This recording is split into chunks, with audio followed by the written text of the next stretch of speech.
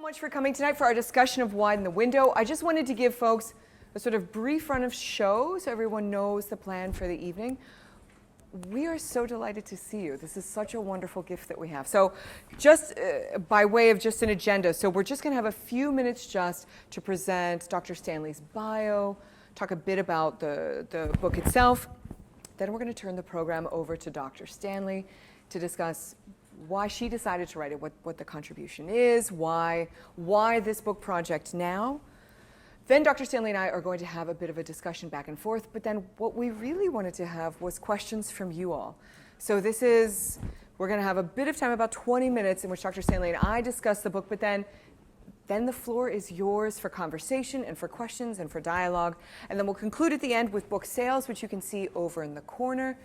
And I also see that there are suites behind the book sales that I just wanted to draw people's attention to. So just as an FYI. So my name is Dr. Elizabeth Grimm Arsenault. I'm one of the professors in the Security Studies program along with Dr. Stanley. And I did just want to say, if you have not had a chance, this is one of the most essential books that I have. I know I have a lot of time. It's one of the most essential books that I've read. And I think one of the things that it does so masterfully is that it is a combination of book about neuroscience, book about international relations, memoir, self-help appendix. I actually said to Liz a few minutes ago, since finishing reading the book last week, I've actually not eaten sugar based on the guidance in the appendix because it is so impactful. But what makes the book so powerful is that Dr. Stanley uses her own experience with stress, her own experience with trauma to help us understand better our own windows of tolerance and how we process and understand stress arousal. I also think quite personally, and I've said this to Liz, I think presenting this book here tonight is so critical because the frame that I had in mind as I was reading this book is how this applies to Georgetown, how this applies to the Georgetown experience. And I think it's quite an essential book for us today. So just want to say a few words about Dr. Stanley and her bio. So Dr. Stanley is an associate professor of security studies with joint appointments in the Walsh School of Foreign Service and the Department of Government at Georgetown University. She was a fellow at the Wilson Center in 2017 and 2018, affiliated with the Science and Technology Innovation Program. She speaks, teaches, and writes on a truly spectacular variety of topics, a very awe-inspiring topics related to resilience, related to decision-making, political psychology, civil-military relations, military effective innovation, and international security. No one else does this. I just want to emphasize this. No one else does as much as Liz does. Her first book, Paths to Peace, won the 2009 Furnace Award for an exceptional contribution to the field of national and international security. She is also the author of Widen the Window, whoop, whoop, right? We can cheer for it, 2019, and co-editor of Creating Military Power, 2007. Early in her career, she served as U.S. Army Military Intelligence Officer in South Korea, Germany, and on 2 deployments to the Balkans. She's also served as Associate Director of Georgetown University's Security Studies Program and founder of the Mind Fitness, thank you, I was hoping someone would cheer, right? Founder of the Mind Fitness Training Institute. She is the creator of the Mindfulness-based Mind Fitness Training, or MFIT, tested through 4 neuroscience studies with the U.S. military and taught to thousands of civilians in military high-stress environments. Her research has been supported by grants from many organizations, including the National Science Foundation, agencies with the U.S. Department of Defense, the Wilson Center, and the Smith Richardson Foundation. She holds a PhD in government from Harvard, an MBA focused on technology strategy and organizational behavior from MIT, and a BA in Soviet and East European studies from Yale. Even reading that is awe-inspiring and a little exhausting, like a little tiring. She's also a certified practitioner of somatic experiencing, a body-based trauma therapy. So with that, if you could join me in welcoming Liz in this incredible achievement.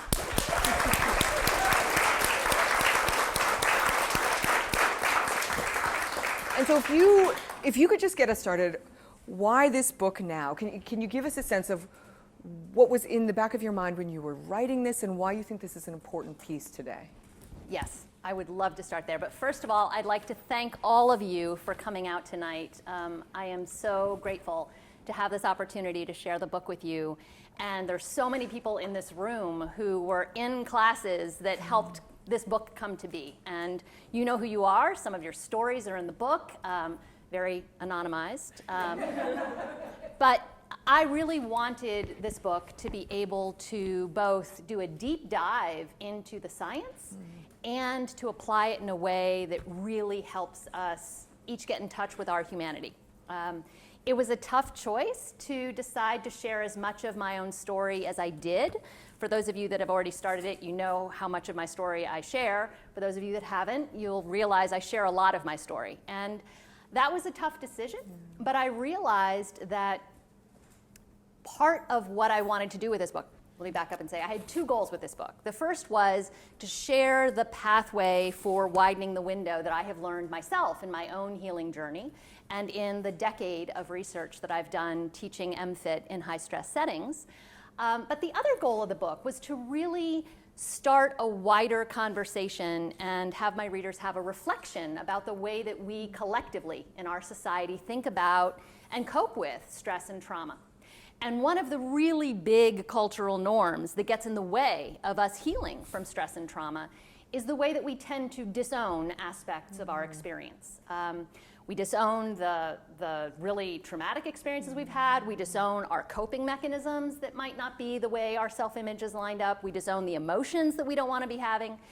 And I felt like to be able to really take that on, honestly, I had to share all of it from me and all of it from some of the people who appear in the book, men and women that I've trained in a variety of settings. So I hope that you will find the mix of the science and my story to be really engaging and helpful. There's nothing that I teach that I haven't actually grappled with in my own mind and body. And I really want readers to know I have a skin in the game. At the same time, though, it's really backed by a lot of empirical evidence, both the research that we've done in the neuroscience studies with the military, but also a lot of other empirical research that's been published that you'll see in the long notes. And I sometimes get the question, why so much science? Why do we need all this science? Especially here.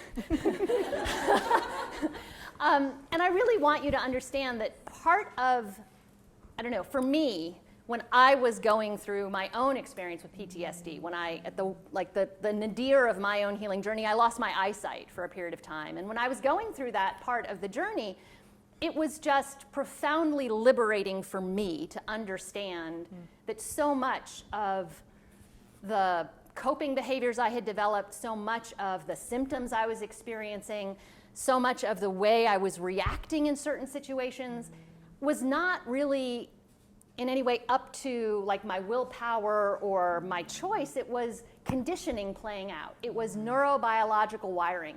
And being able to understand how that worked was really liberating in that I didn't have to take those things quite so personally anymore. It isn't up to our thinking brain whether we recover or not anyway, and I'm sure we'll get into that in a moment. But I wanted to share this much science so that everyone else's thinking brains can understand what's going on in their own minds and bodies too, because we spend so much time with self-judgment and shame, especially super high achievers like the ones sitting in this room with me. And understanding how this is wiring playing out it's freeing, because then we don't have to layer on this additional shame and self-judgment. We can just get to the process of recovering. So for those who haven't had a class with you, can you even just explain the title? What does it mean to widen the window? What does that look like? What is it a story about? Yes. Okay. So the window is a metaphor for the window of tolerance to stress arousal that each of us has. Everyone has a different window of a different width. It is wired initially in our childhood, in our interactions, in our early social environment, long before we were verbal, much of it. And so clearly it was not under our control. And then I talk in the book about 3 pathways that we can narrow the window: through childhood adversity, through shock trauma events, and through chronic stress and relational trauma in everyday life. Many people in our culture write off that 3rd pathway as not a big deal, or not something that really should be having an effect, or not something they should be upset about. And yet it can have just as much effect as some of those other pathways. So everybody's window can be narrowed. Luckily, everybody's window can be widened. And people who have wider windows are better able to keep all of their decision-making capacity online during stress. They're better able to connect with other people during stressful situations, to give and receive support socially. They're better able to go with the flow when plans get interrupted. They have a lot more tolerance for uncertainty and for difficult situations and difficult people. And they're a lot better able to flex and adapt and move on the fly without having a lot of stress arousal at that necessary shift. Yeah.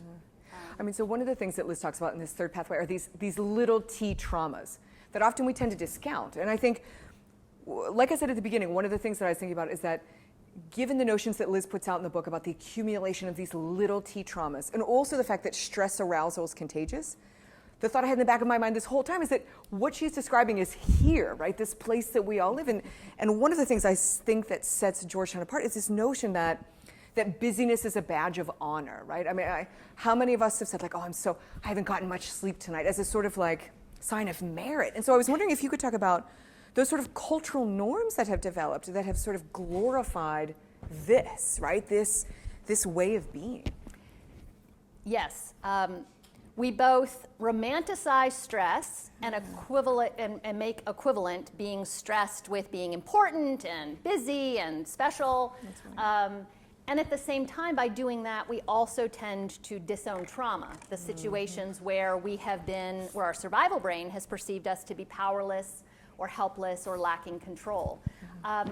But with many of these cultural norms, they get perpetuated in the variety of mixed messaging that's kind of out there. We say one thing, we say that we want life balance, we say that we want to be healthy, we say that relationships are important, we say that our communities are important.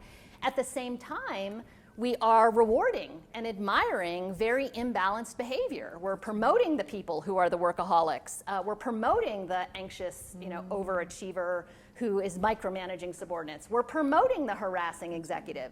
And so that mixed messaging makes it really hard for people to kind of find their way. And it requires a lot of intentionality and frankly, a fair amount of counterculturalness to go against some of those norms. And those norms, I lived those norms. I did an MBA and a PhD at the same time while I was suffering from PTSD. And I wasn't sleeping at all. I was a wreck. And I own that. And I know from having worked with many of you in classes that you're coping with a lot too. But I really think that part of the way that we can shift the culture is when we begin to own not just the achievements, but the costs that come with the achievements. And that's part of why I put my story as much as I did into the book. And I hope that that can help shift the conversation. This isn't even, when we say that Liz's story is in the book, the very first paragraph, she tells a story that resonated with me so profoundly in that her PhD is wrapping up, it's almost at the end. She had already moved on and knew that this fellowship was going to start, but hadn't told her dissertation committee that 7 out of the 10 chapters had not been written yet, which is literally reading that gave me sort of stress to read. And so what happens is that Liz is typing, frantically, 16 hours a day, I think you said you were working, and she throws up on her keyboard. And there's something about that visceral notion of it that is so haunting, but also I think the important part of this is to say that we have agency all the time to change these. And so I wondered if you could talk about so much in the book. Can we do a show of hands? Who are parents in the room? Yeah.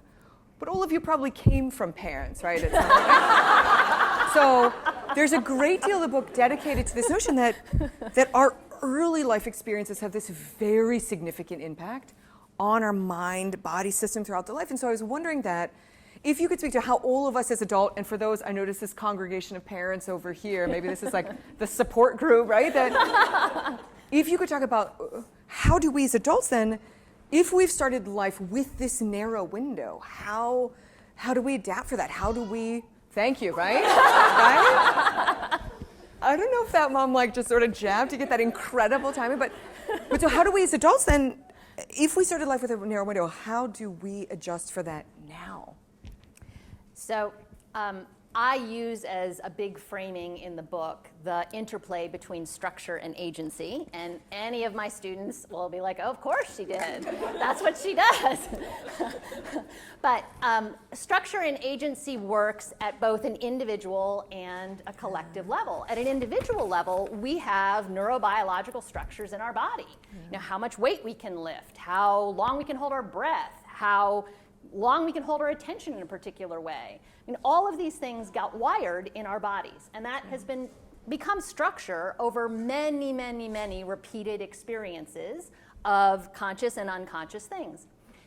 That structure then impinges on our choices today. So I had so many years where I was completely overriding what was going on in my body and just sucking it up and driving on and pushing through. And as a result, I had completely devastated my immune system.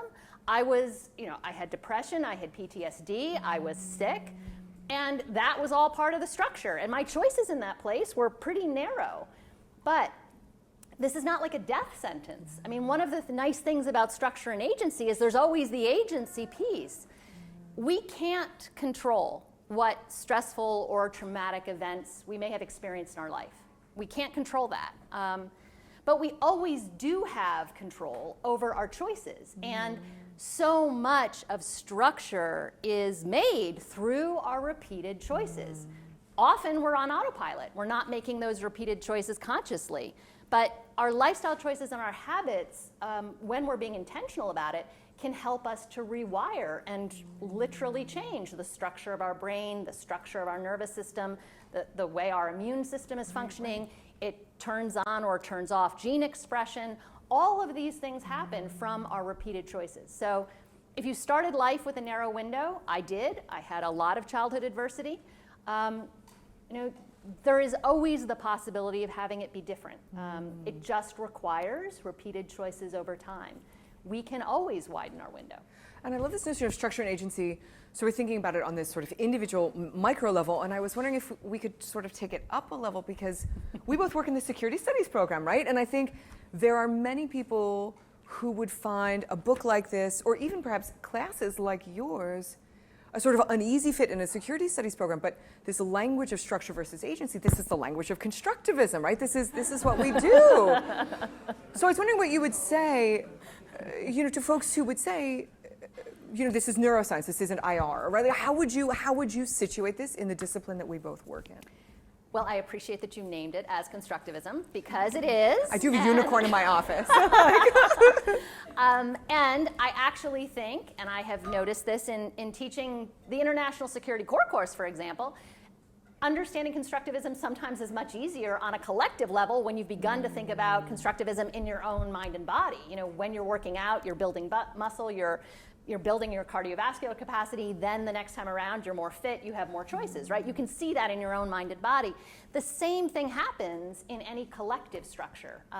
The structures that get built there are technology and infrastructure and legislation and power differences, but it's the same kind of thing. And I think sometimes constructivism gets a bad name because... I think it always gets a bad name. We don't always take into account the other side of that reciprocal relationship. We're thinking always about the structure side, and we miss the agency side. But the agency is always there, right, as long as we are bringing it into our awareness and we're working with it. So, there are, and as my 5:30, my IS class this fall heard me talk about last week, there are ways that realism and liberalism, the other major theoretical perspectives, build on structure and agency without necessarily naming it or owning it. And all humans go through stress and trauma and have the potential for resilience, and it doesn't matter which theoretical framework you're in, it applies in stressful situations. And certainly the world of conflict and peace is a stressful situation. I've written several spin-off articles that have begun to apply these concepts more directly back to security studies. Stress and trauma create really vicious feedback loops for conflict lengthening tendencies, for example. They really preference hawks over doves. And there's a lot of reasons why neurobiologically hawks over doves, hawk policies over dovish policies are going to be more salient and more interesting in a conflict situation for people who are stressed. The negativity bias that I'm sure you all have heard about, where we take neutral information and we perceive it negatively. We really lock on to negative information and repeat it, and it has a lot of salience, while we completely miss positive information. That negativity bias is way more pronounced when we're stressed. Our focus on the immediate over kind of the long-term and the important, way more salient when we're stressed. And all of these things make an us versus them perspective more common, and make conflict resolution and cooperation and compromise and negotiation that much more difficult, because when we're stressed, our thinking brain capacity gets degraded. Our emotions and stress are often running the show. And we see that in international security. Frankly, we see that today in domestic politics too. I mean, I think that is such a good, and this notion, the book reads as a statement to you all to say, you can make choices all the time, right? You have the agency to make choices all the time about how you respond to these stressors, how do you respond to these triggers? And that's the primary contribution of constructivism too, right? Is to say states can make choices all the time about their preferences and their priorities. But I want to go back to the point that you said, because there's sort of a dangling point there about domestic politics today, right? And I think, quite literally today, but there have been so many stories over the last few years about the way that people's anxiety levels have gone up in recent years, right? That certain people who've said that they read the news less because the news itself is a source of stress. And I was wondering if you could talk briefly about how you see this work applying to this political moment. Because there are sections in here that talk about leaders are better leaders if they prioritize their own self-care, that they are more regulated. And so I was wondering if you could say, how do you think this speaks to this moment, your work? Absolutely. Can I do a quick tangent about stress love contagion? Tangents, yes. Okay. Because to answer that question, I feel like I need to say a little bit more about stress contagion. In the last 15 years-ish, neuroscientists have really spent some time trying to dive deeply into the mechanisms to explain why and how stress and emotion contagion works. And I have a chapter late in the book where I lay those out. Some of them we share with other mammals. They're hormonal shifts. Some of them are nervous system shifts. Some of them are particular ways that the human brain is wired to make us way more likely to be able to pick up on stress and emotions from others. And it's happening unconsciously when we are not paying attention to it. Stress and emotion contagion is most contagious when it is in relationships that we have attachment bonds. So that means with our parents, with our children, with our romantic partners. And stress and emotion contagion are also really likely in power difference relationships. So relationships with teachers and students, relationships between bosses and subordinates, and crucially, relationships between leaders and followers. Leaders have just this tremendously outsized influence on the social environment. They ripple, their effect ripples quite widely. And if a leader is regulated, they can ripple a very calming and creative influence on their organization. But if a leader is dysregulated, they are rippling out negative emotions, both fear and anger, but also they can ripple out hypoarousal, so apathy and powerlessness, which sets the terms for traumatic stress for their followers. We are living in an era with a dysregulated president, let's just name it. And it has led to all of the rather toxic effects that occur when a group has stress arousal that has pervaded the group. When the group has stress and emotions that have been pervaded throughout the group is much more likely to be gossiping, to be defensive, to lie, to use other insecure defensive and relational strategies, sarcasm, withdrawal, aggression, hostility. And we've been seeing those things ramping up in our culture. There's one last place where stress contagion is really common, and this, I think, is a particularly salient in this 24-hour news cycle where everyone is attached to their social media feed all the time. And that is when you are reading about or hearing about or seeing someone in your self-identified identity group who is dealing with something stressful or being marginalized, and we can pick up on their marginalization and have stress arousal ourselves. So when we're in a 24-hour-a-day news cycle and people are having a hard time disconnecting from it, That's right. as you're reading the news or watching videos or listening to it, it is priming us to stay with stress arousal turned on and never turning it off. That's right. And part of why I spent as much time as I did in the book to talk about those dynamics is so that, again, people can begin to be aware of this and to make different choices. In terms of having some detox time, like having certain times a day that you're not going to be on social media, that you're not going to be listening to the news. And then knowing how to down-regulate after you have heard or picked that up.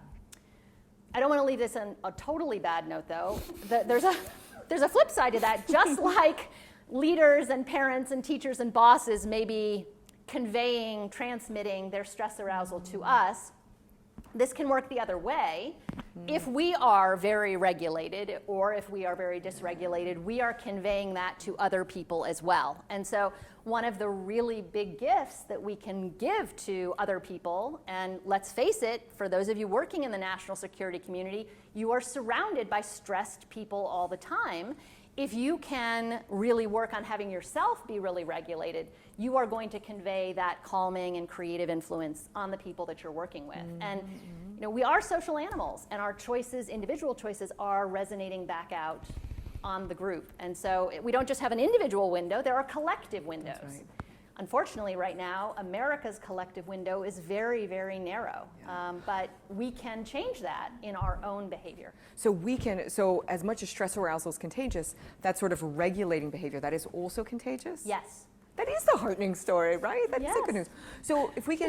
So if Trump is an example of a dysregulated leader, who is an example of a regulated leader that you could point to and say, this leader had a positive impact on their organization? That's a great question. I'm trying to find the right person. Do you want a politician? Do you want a... Fictional or non-fictional, right? I will give you an example of a great regulated leader who happens not to be American. And that's not to say that there aren't regulated American leaders. I do know some, but I don't necessarily want to name any of them necessarily in this moment. But let me give you a good parallel comparison. Jacinda Ardern, who is the Prime Minister of New Zealand, is a very regulated leader. She had a lot of early life adversity, but she actually has a very wide window.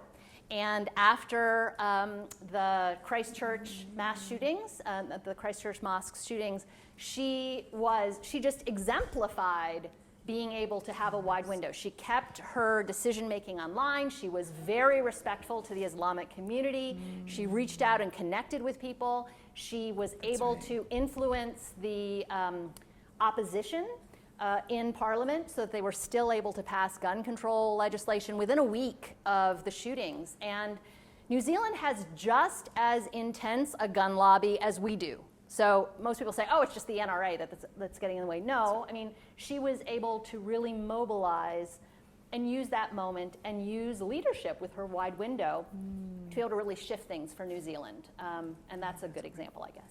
So the last question that I want to leave with before we open it up to general questions is that, just as I said at the beginning, the appendix is really, quite frankly, a self-help story about how to begin a mind fitness practice. And so I was wondering if you could just give us some tips for someone that has never done this. So for folks here perhaps who don't have a daily meditative practice, what are the sort of ways that you would recommend starting out? And also, if people find this hard to start, how can they stick with it? That's a great question. So the first thing I want to say, though, is not to belittle the question about starting mind fitness, which I will get to. I also want to say if starting mind fitness does not feel like the best window widening habit for you, that's okay. I lay out 6 different window widening habits in the book. And you can pick one of the other ones or multiple other ones.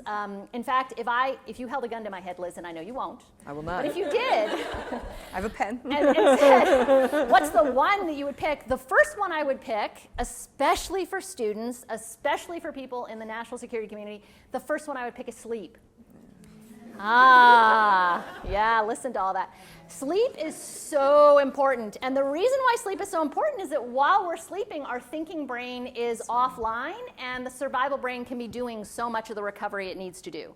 So even before a mind fitness practice, I would say aiming for 8 hours a night regularly is a big deal. But I don't know if you can see all the looks of like guilt and shame and looking down of like, 8 hours, you say? Oh, I noticed as I looked out, there was like no eye contact back to me. No eye contact. I didn't make eye contact with you. No. That was frankly the single biggest difference, I think, for me and my own journey was, first of all, I had insomnia. I had really bad insomnia, but to get past that and then to be able to finally sleep, it made a tremendous difference. So lots of sleep tips in the book too. But to start a mind fitness practice, I would say a couple things. The first is building any habit is hard because of neuroplasticity. It both makes whatever we're currently doing hard to stop. It also makes it really hard to start something new. So the most important thing is consistency. Way better to be practicing 5 minutes every day than to practice 20 minutes today and then not practice again for the rest of the week. And to help anyone who has not done my class but who would like to start a mind fitness practice, you can go to my website. I have a download for the first exercise in the mind fitness sequence. It's a 5-minute exercise. The instructions for it are in chapter 12, but you can have an audio file of it. You can download it by joining my mailing list. And you can listen to my voice for 5 minutes a day. And doing that consistently would help you start to build a mind fitness practice. It's really helpful as you're starting to train your survival brain to have this as a resource, that you sit in a place where your survival brain can feel safe, which means not in front of a window or a door. So sit with your back to a solid wall, sit in a chair that feels solid so that your body can really feel stable and grounded. It's best if you practice at the same time each day. It doesn't have to be the same exact time, but the same kind of time in your day. So it's the first thing in the morning, or during lunch, or at the transition at the end of the workday. A really good time to practice is during cool down after cardiovascular exercise. You've already expended a bunch of stress hormones at that point, and so your system is really receptive. In addition, there's a lot of neuroscience research coming out now that shows that our brain is most neuroplastic, meaning it has the most ability to make neuroplastic shifts right after, in the hour after physical exercise. So that's a really good time to practice. And I will say one last thing, which is as you start practicing, for those of us who have accumulated a stress load from chronic stress or trauma from which we haven't fully recovered yet, when you start to practice, initially you might see a spike in anxiety or a spike in physical sensations like butterflies or your heart rate or clammy hands or all the other signs of stress arousal. That actually, paradoxically, is a sign that things are working. You have to keep practicing through that. But if that is really distressing for you, it can be really helpful to work with a body-based trauma therapist to help kind of pace your survival brain doing that recovery process. And also on my website, I have referral links to find a body-based therapist in a couple different certifications. So just it says find a therapist, and you can find one. That's so helpful. So I wanted to open it up. Absolutely, this is the positive sound experience. Yeah. So I think Professor Arsenault mentioned earlier that there's a cultural norm in which lack of sleep is a badge of honor. So given that, and I'm thinking about leadership in particular, political leadership in particular, given that sleep is seen as a badge of honor, and given Lack of sleep is seen as bad. lack of sleep, excuse me. I mean, it seems that political leaders tend to play up the extent to which they don't get sleep. So, in some ways, the norm is self-reinforcing. So, in Robert Carey's biography of Lyndon Johnson, he keeps going on about how one of the factors in his rise to power was the fact that people were impressed with how long he could work and how little sleep and everything else he needed. So, is the norm then self-reinforcing?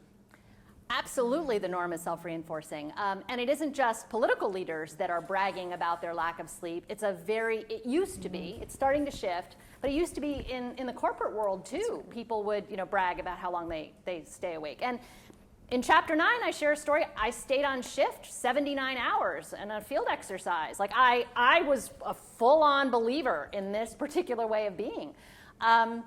It has tremendous costs. And I think one of the reasons why it's so self-reinforcing is that the costs are often deferred to a time when we're not paying attention.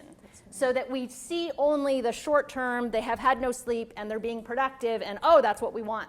And then we've kind of have disconnected the costs and consequences of this behavior, and we don't connect the fact that President Trump says he sleeps 3 to 5 hours a night. He has chronic sleep deprivation. On top of anything else, he has chronic sleep deprivation. And I have a big chunk of the chapter, one of the chapters where I lay out all of the negative effects on our survival brains, on our thinking brains, on our nervous system, on our immune system, on our appetite and weight gain, on our cellular level with epigenetics and turning on certain gene expressions.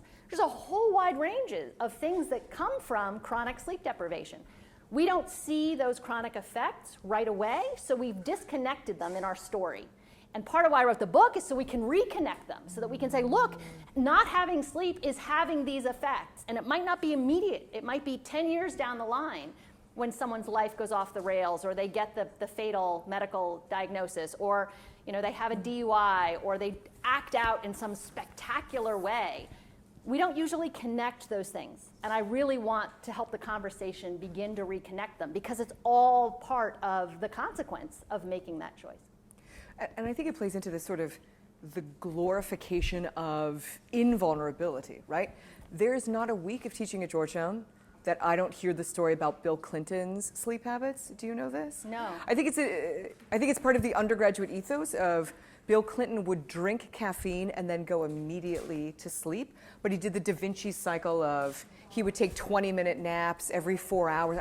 Truly not a week that I have not heard about this, but the glorification of this is a good model to pursue if you are 19, of drinking a pop and then immediately taking a nap. And so it's the same thing of having to untrain this notion that Yes.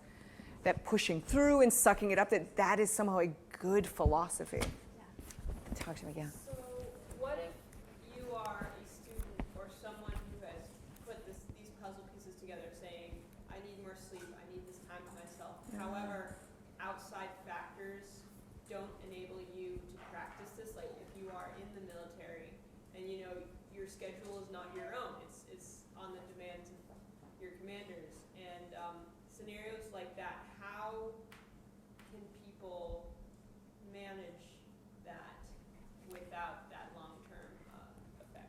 It's a really great question. Thank you for asking. Part of the reason why I use structure and agency as such a frame throughout the book is to help all the readers begin to realize that we might not get to always make the optimal choice we want to be making in all of these different situations because of structural commitments we have with job, with family, with children. But that there are always little things that we can do on the margin that can have a difference. Accumulating allostatic load and moving towards dysregulation with any of its cognitive or emotional or physical or spiritual or behavioral symptoms, it's a process. And becoming aware of how that process works and seeing where we can choose to interrupt it and make slight shifts, they can have a big difference. So maybe you're not able to sleep 8 hours a night. Maybe that's just not on the plate in this phase of your life. Okay, there are other things you can be doing to be helping to support your system staying regulated when you can't get that much sleep. And you can maybe hold the intention that in a later phase in your life, you're going to want to structure your life differently to allow that to happen. Does that make sense? Yeah. Yeah. Hello, how are you? Can you talk about the kind of practical differences between recovery and slacking? Because I think without broader context or in isolation, they would look the same, or they could look the same. This person is slacking or this person is recovering. And at least for me, I think they feel the same, or I'm not good at distinguishing between them.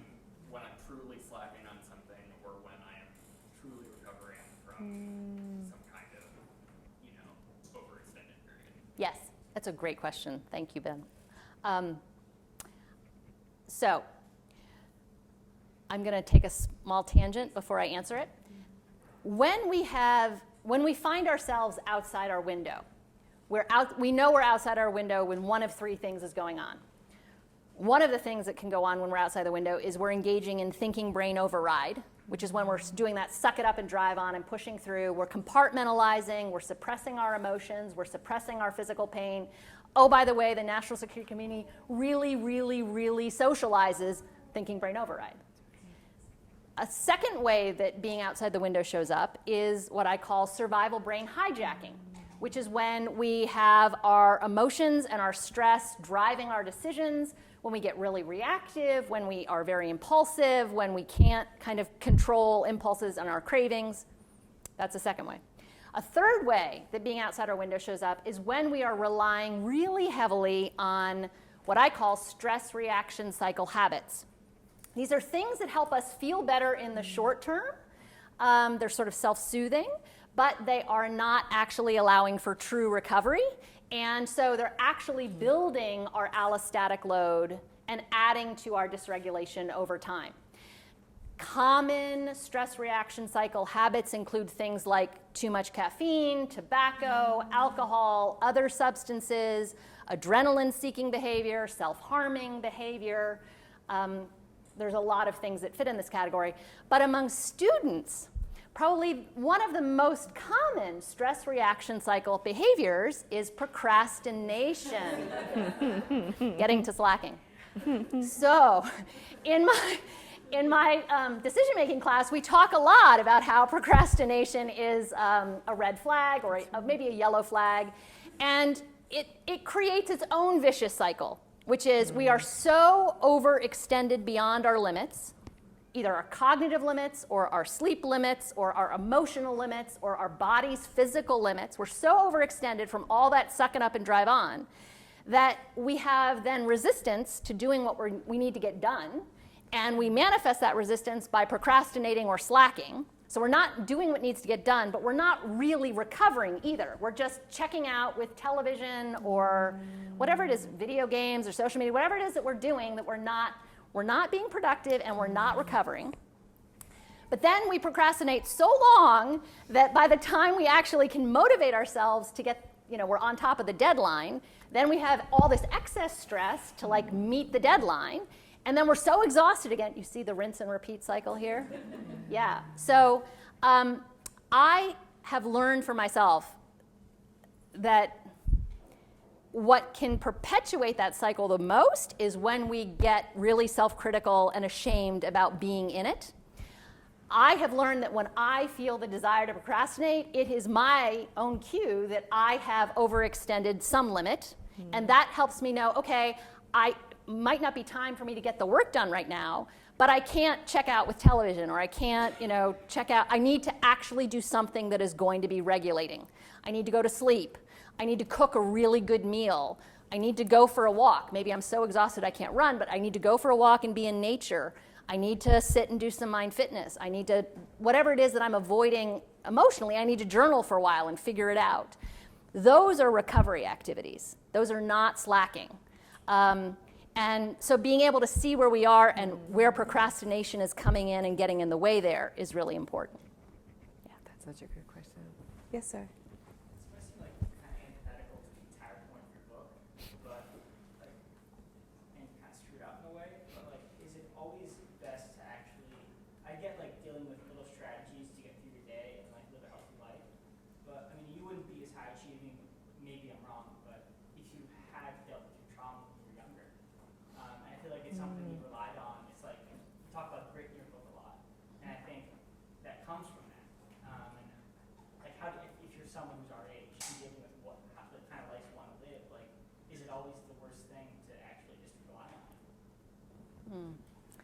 That's a great question.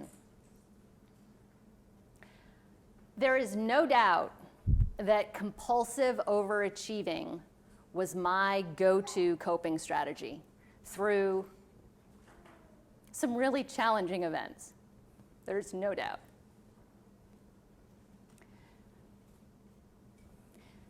And you might say I wouldn't be where I am today if I hadn't had both those events and all the achieving that I did to paper them over. But I don't want anyone in this room to think that that was costless. It had a tremendous effect on my personal life. I lost a marriage.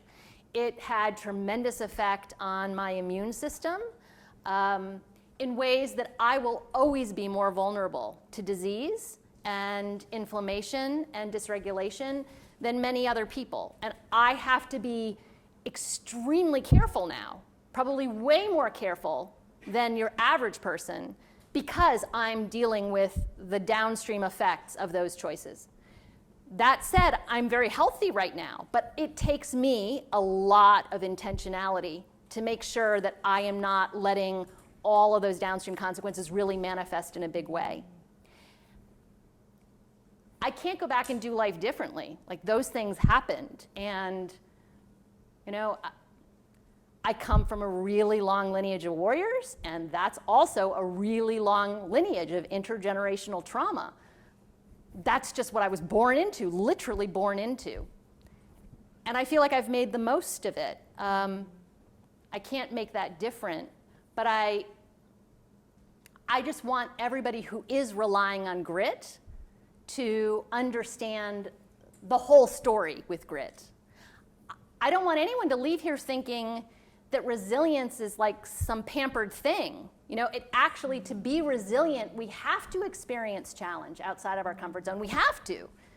But then we need this recovery piece, and that's the part that we don't talk about at all. I hope that answered the question.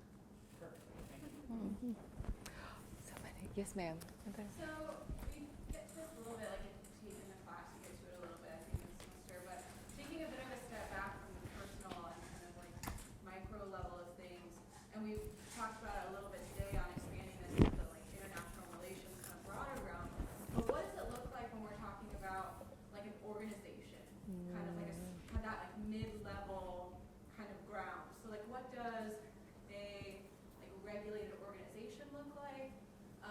Is that just like an organization with a bunch of regulated people, or is there something like broader than that? And then what can, I guess, organizations do to kind of like promote this like type of setting for their employees? And then also like how we've been talking about like recovery and how you kind of rebuild.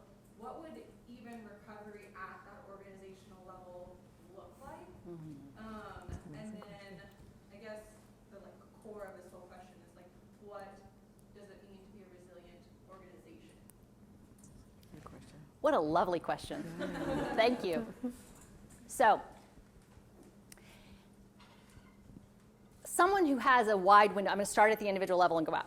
Someone who has a wide window has a lot of adaptive capacity, meaning life can unfold not the way they want it, and they still have a healthy body, a healthy mind, a rich network of social connections, a lot of skills that they can draw on and use no matter what gets thrown at them, right?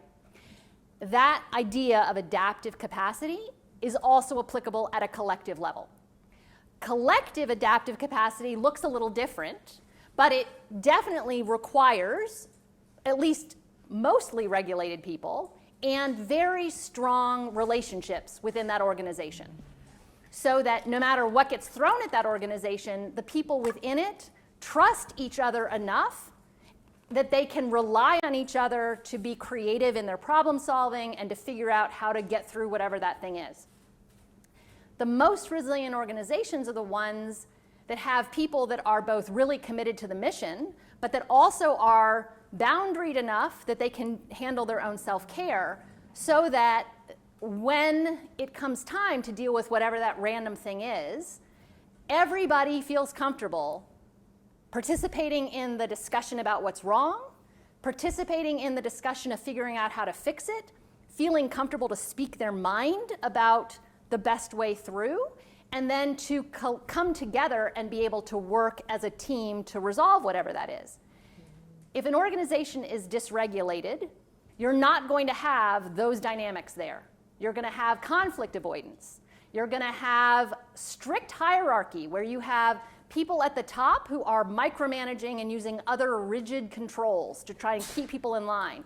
And you have people underneath who are apathetic, who are resentful, who don't feel appreciated. Morale is going to be in the toilet. Like, those are some signs that you are in a dysfunctional, dysregulated organization. I said before, if only one person in the organization can be regulated, I'd want it to be the leader, because the leader is both the person who is helping the rest of the group make sense of what's going on, but from a thinking brain perspective. But from a survival brain perspective, they are a core attachment figure that is helping everyone else feel safe or not.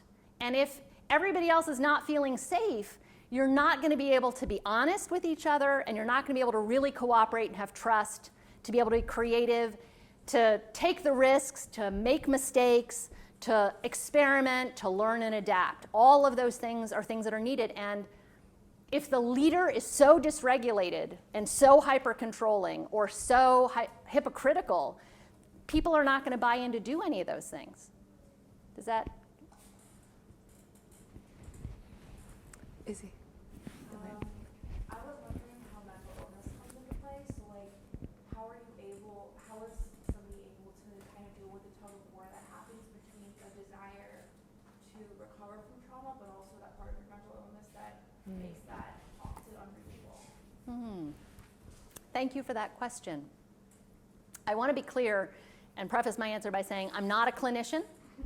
I'm not a neuroscientist. I did several years of clinical training to become certified in somatic experiencing, but I'm not a clinician. So a clinician might give you a different answer.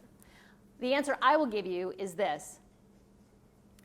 Many of the most common forms of therapy used in our country, and many of the most common resilience tools that are used in our country are very thinking brain dominant techniques.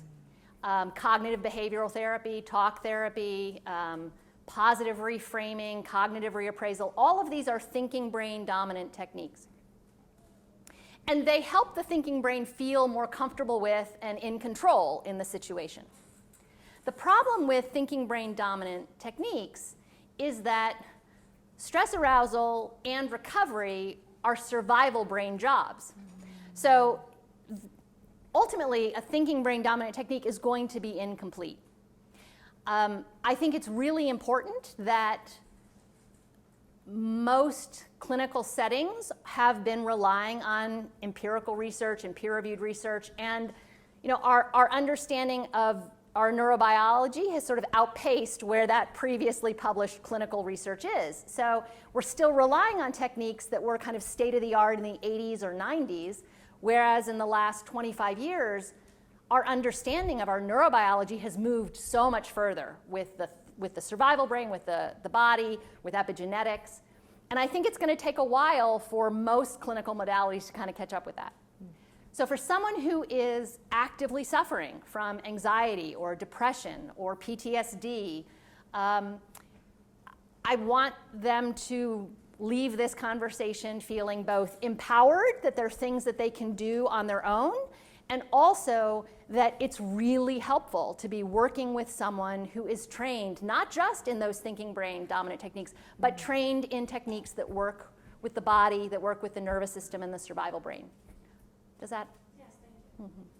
Yes, ma'am. Could you talk a little bit about the relationship between technology and stress, like specifically things like wearable tech, smartwatches, like companies like Apple and Fitbit who say like we're going to monitor your stress and your sleep. Do you think these types of like industries are kind of capitalizing upon what we feel, like all this anxiety, and kind of how can we like balance? Thank you for that question. You will notice I am wearing a very old analog watch. There is no Fitbit on my arm, there is no Apple Watch on my arm, and that's very intentional. I understand the desire to move towards the quantified self movement, and I understand how these technology companies have been really capitalizing on that. It's really good to gather data about ourselves in terms of being able to really see versus what we think we're doing compared to what we're actually doing. So I don't want to write that off if that is helpful for you. For some people, having that data and being able to work with that data to then make the habit shifts is really helpful. But there are all kinds of privacy concerns and other things that people should be keeping in mind. I would say that part of the reason, there's so many reasons why our collective window is very narrow right now, but I think technology has really been contributing to it. I have one chapter where I look at some of the habits that we have around technology and think of as not that bad, but that really are having quite big effects structurally on our brains and our bodies. Our constant media multitasking, where we are constantly with a device and switching between things and picking the device up. It's addictive. Each time we pick it up, we're getting a burst of dopamine, and that is one of our major reward hormone neurotransmitters, and so we get kind of addicted to doing it.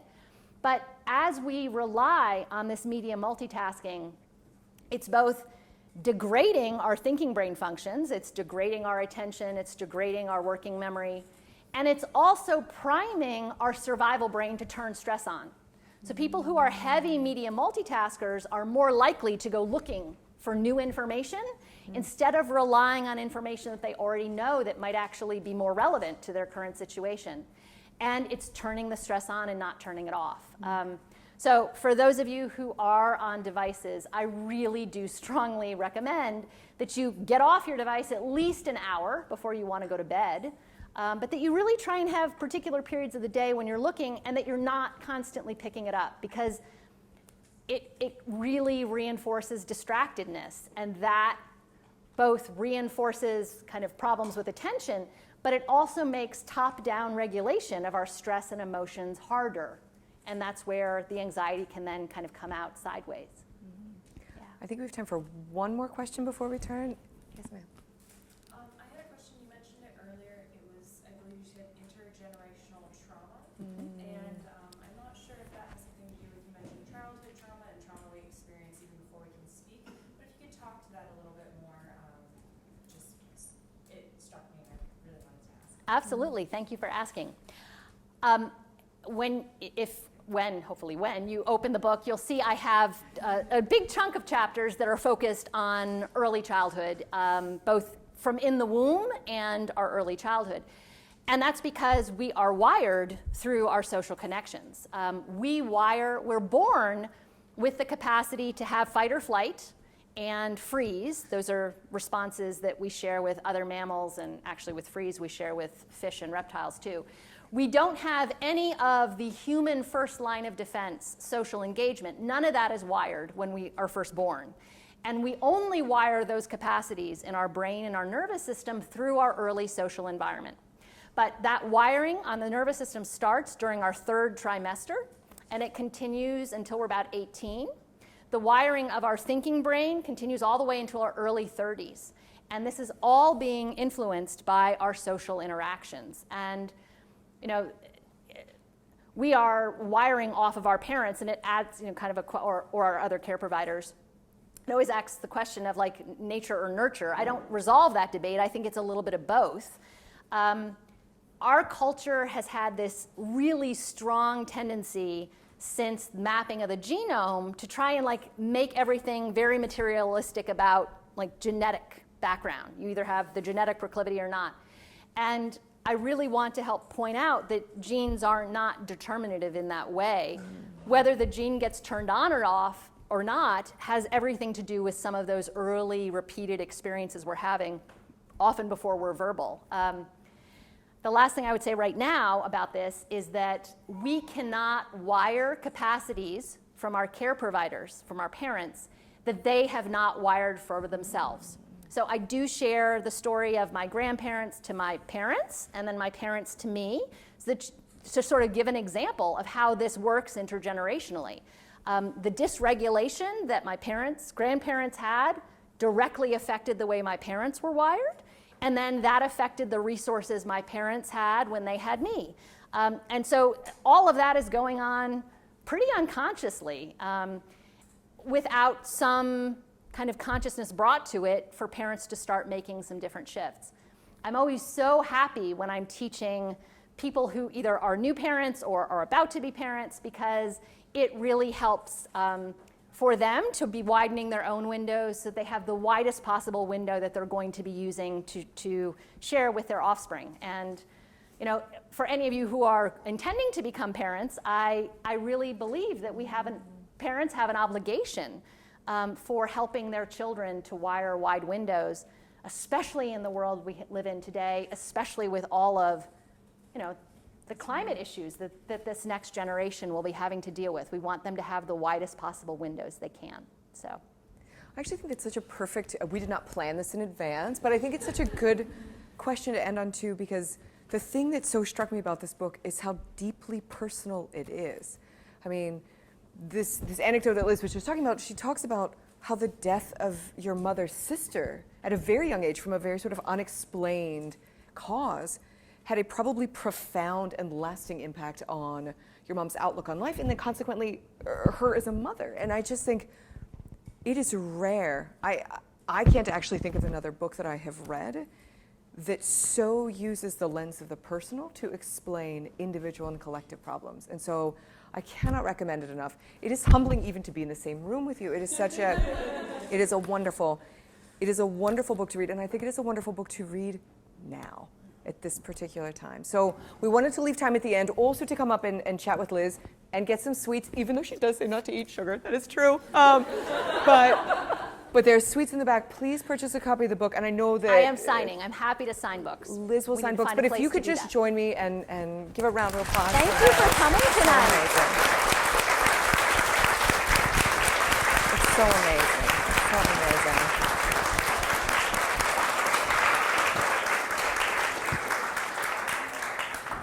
Thank you all for being here. I'm very grateful to be able to launch the book this week with the home team, and I really appreciate you being here to do that tonight. So I hope you enjoy it. I really do. And I hope that as you read, the nice thing about being on campus is I have office hours. So please come in and see me and talk to me about it. I'm happy to do that. What are they? No, but actually. My office hours are this semester on Tuesdays in the afternoon, and I have an online sign-up form, and you can go to my Explore site. It has the link for the online sign-up. It is the one thing not in the book, I should say. That is not the in office the hours are not in the book. But do Thank take some you time. so much. Have some more food, have some more snacks. But if you're gonna hang out over there, yeah?